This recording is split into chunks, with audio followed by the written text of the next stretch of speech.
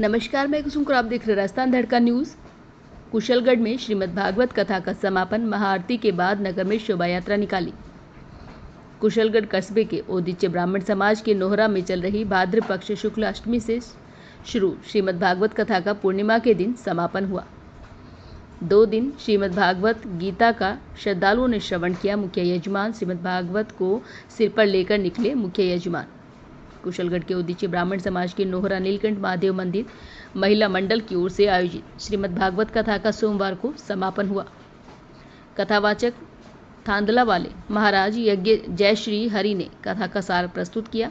उन्होंने कहा कि संसार का प्रत्येक प्राणी लालच और मोह में उलझा हुआ है। इसी कारण वह मोक्ष प्राप्ति के लिए न सोच पाता है और न ही प्रयास करता है।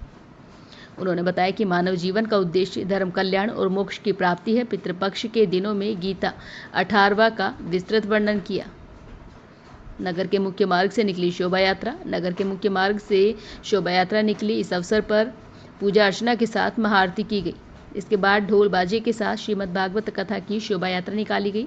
यह शोभा यात्रा कुशलगढ़ क्षेत्र के प्रमुख मार्गों से होकर गुजरी।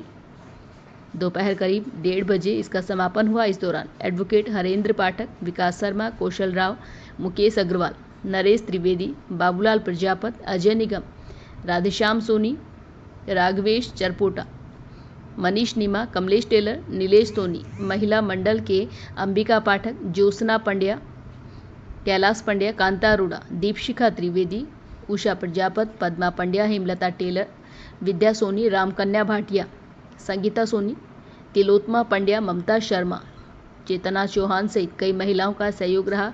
शोभा यात्रा में सकल सनातन की बड़ी संख्या में महिला पुरुष समाजजन शामिल हुए। Bureau report Arun Joshi.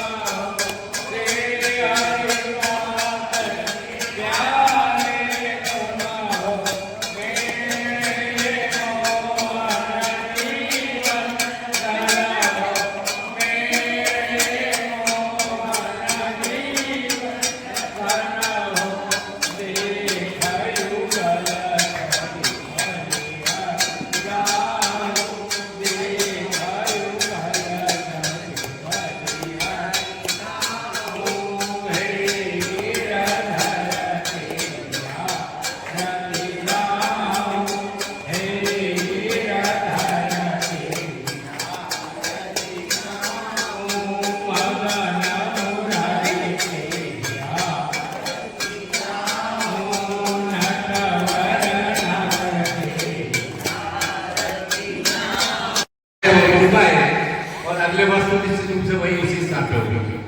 सर्वाधिक महत्वपूर्ण बात जो है वो ये है कि भागवत कथा प्रति वर्ष निश्चित समय पर निश्चित तिथि से प्रारंभ होती है और जो ये 7 दिन है ये निश्चित पूर्व से वर्षों से निश्चित है, इसलिए पहले से ही इस बात की तैयारी करते हैं।